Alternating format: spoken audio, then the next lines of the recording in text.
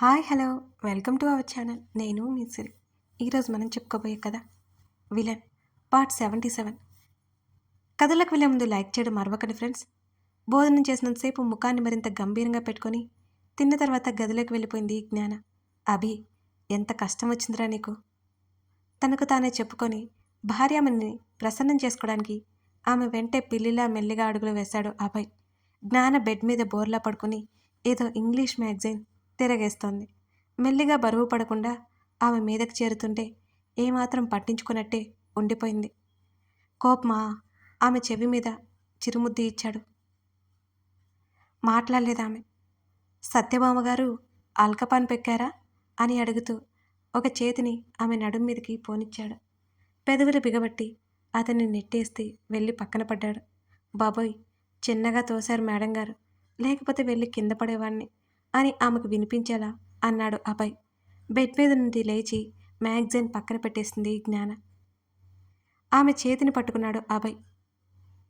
ఇప్పుడు మీ కోపం పోవాలంటే నేనేం చేయాలి? ఆమె వైపు దిగులుగా చూస్తున్నట్టు చూశాడు అభయ్. నాకేం కోపం లేదు, వదులు అని అంది జ్ఞాన. కోపం లేకపోతే వదలమనరుగా? లాజిక్ తీశాడు అభయ్. నిజం చెప్తున్నా, నేనేదో ఆలోచిస్తున్నా అని అంది జ్ఞాన. ఆమె చేతిని పట్టుకుని లాగినట్టుగా అనిపించడంతో బెడ్ మీద కూర్చుంది జ్ఞాన. ఏమైంది? ఏంటి ఆలోచన? అంతలోనే అభయ్ స్వరం గంభీరంగా మారిపోయింది.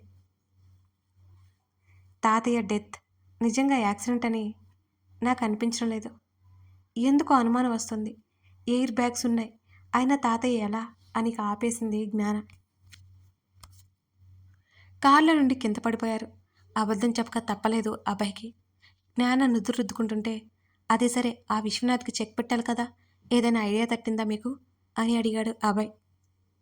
తాతయ్య చనిపోయాక అందరి నోర్లు లేస్తున్నాయి. సీఈఓ చైర్ కోసం మేమంటే మేం అంటున్నారు బోర్డు మెంబర్స్. నువ్వు త్వరగా సీఈఓ అవ్వాలి, లేకపోతే అందరూ ఒక్కటే పోతారు అభి అని అంది జ్ఞాన. ఆ ఏర్పాట్లేవో చూడండి, నాకేం అభ్యంతరం లేదు అని అన్నాడు అభయ్. సరే, నేను చూస్తాను. అంతేకాదు, విశ్వనాథ్ ల్యాబ్లో ఒక సీక్రెట్ రూమ్ లాంటిది ఉంటుంది. ఆ రూమ్ ఎప్పుడూ క్లోజ్ చేసే ఉంటుంది. అసలు అటు సైడు స్టూడెంట్స్ ఎవరు వెళ్ళడానికి వీల్లేదు అని అంది జ్ఞాన. అంటే అక్కడ ఏముంటాయంటారు అని అనుమానంగా అడిగాడు అభయ్. అదంతా నాకు తెలియదు అభి, కానీ విశ్వనాథ్ ఒక మామూలు వ్యక్తి అయితే కాదు. అతడికున్న తెలివి చూస్తే నువ్వు షాక్ అవుతావు. అతడు మిషన్స్ని ఉపయోగిస్తాడు, అలాగే బ్రతుకున్న జీవాలను కూడా అతను వదిలిపెట్టాడు. నీకు గుర్తుందా, పాము ఎలుకలతో ఒక జీవిని సృష్టించాడంటే? నువ్వు ఆలోచించు.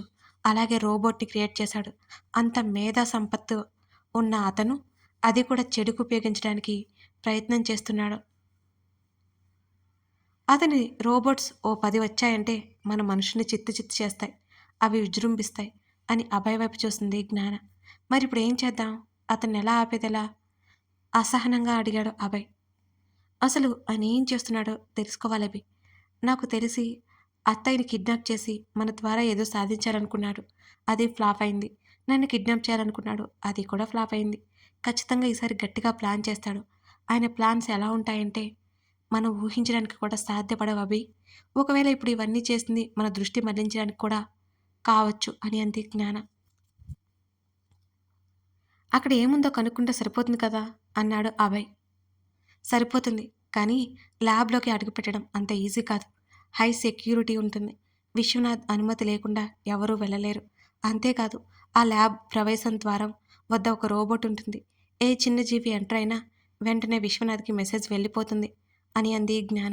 ఏం చేయాలో అర్థం కాక ఆలోచిస్తున్నాడు అభయ్. ఒక పని చేస్తే అన్నాడు అభయ్. ఏంటది? అభయ్ ప్లాన్ చెప్పగానే షాక్ అయి చూసింది జ్ఞాన. ఆర్ యు మ్యాడ్ అభి అని అడిగింది కోపంగా చూస్తూ. అంతకంటే మార్గం లేదు కదా, ఒప్పేసుకోండి ప్లీజ్. ఆమె గడ్డం పట్టుకుని బ్రతిమాలాడు అభయ్. ఇంకొక మాట మాట్లాడావంటే నా సంగతి నీకు తెలియదు, కోపంగా అరిచింది జ్ఞాన. సరే, ఏం చేయాలో మీరే చెప్పండి మరి అని అన్నాడు అభయ్. ఏం లేనట్టు ఊరుకుంది జ్ఞాన. మన ముందు ఉన్న టార్గెట్ ఆ విశ్వనాథ్ ఊర్లో లేకుండా చేయడం. 2, మనం ఆ ల్యాబ్లోకి ఎంటర్ అవ్వడం. మీరు తలుచుకుంటే రెండోది చాలా ఈజీ. మొదటిది చేయడానికి మనం ఏదో ఒకటి చేద్దాం, అది కూడా మీ చేతుల్లోనే ఉంది అని ఆమెనే చూస్తూ చెప్పాడు అభయ్. తల పట్టుకుని కూర్చుంది జ్ఞాన. ఈ డిస్కషన్ రేపు పెట్టుకుంటే బావుంటుందేమో అన్నాడు అభయ్ ఎట్టకేలకు. అతడి వంక విచిత్రంగా చూసింది జ్ఞాన. ఆమెను వెనుక నుంచి హత్తుకుని భుజం మీద గడ్డవానించాడు అతను. వీటికేం తక్కువ లేదు. అతడి చెంప మీద ఒక్కటిచ్చింది జ్ఞాన. తాళి కట్టినంత మాత్రాన హస్బెండ్ అని కూడా చూడకుండా ఉమెన్ హ్యాండ్లింగ్ చేస్తారా? ఎలా అండి అని అలకగా ముఖం పెట్టాడు అభయ్. ఉఫ్, ఇప్పుడేంట్రా నీ బాధ అడిగింది నిట్టూరుస్తూ. వద్దన్నట్టు పెదవులు కదిపాడు. ముద్దన్నట్టు పెదవులు కదిపాడు. సరే గాని నా మెడలో తాళెప్పుడు కడతావు?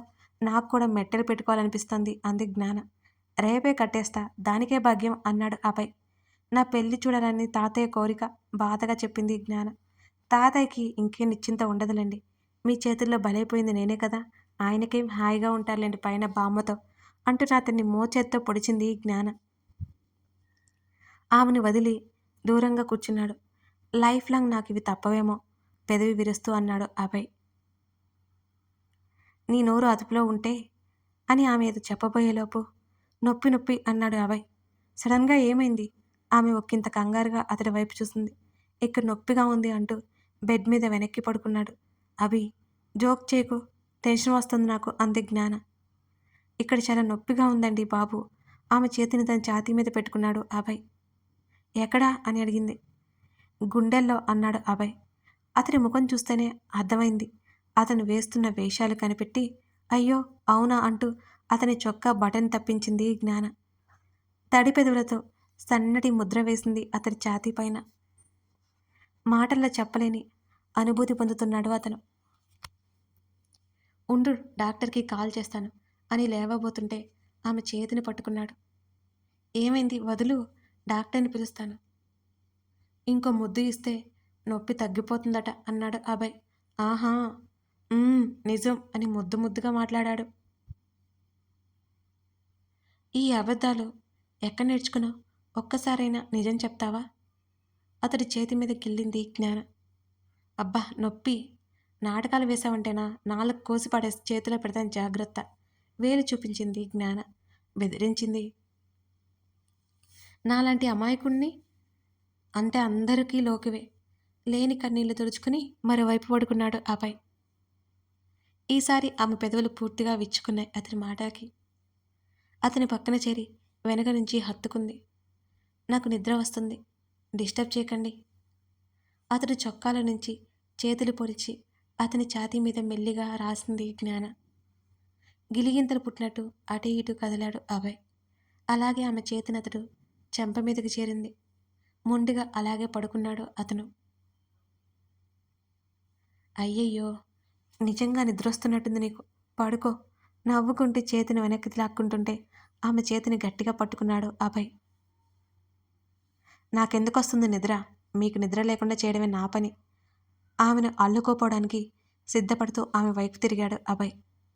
నాకు తెలుసు, నీకు అలగడం కూడా రాదు ముసిముసిగా నవ్వుతోంది జ్ఞాన. కోపడమైతే నాకు చాలా వచ్చు అంటున్న అభయ్ వైపు అబ్బో అన్నట్టు చూసింది. నా కోపం చూడండి ఆమెను దగ్గరికి లాగేసుకుంటూ తన కోపాన్ని సరికొత్త ప్రేమతో చూపిస్తున్నాడు అభయ్. అతన్ని తనకి పూర్తిగా వదిలేసి అతని ప్రేమను ఆస్వాదిస్తోంది ఆమె. కథ కొనసాగుతుంది. అభయ్ జ్ఞాన కాస్త హ్యాపీగా ఉంటున్నారు. మరి విశ్వనాథ్ ప్లాన్ ఏంటో నెక్స్ట్? అలాగే వీళ్ళు విశ్వనాథ్ని ఎదుర్కోగలరా? ఇవన్నీ తెలుసుకోవాలంటే తర్వాత పార్ట్ చూడాల్సిందే. కథ నచ్చితే లైక్ చేసి కామెంట్ చేయడం మర్చిపోకండి ఫ్రెండ్స్.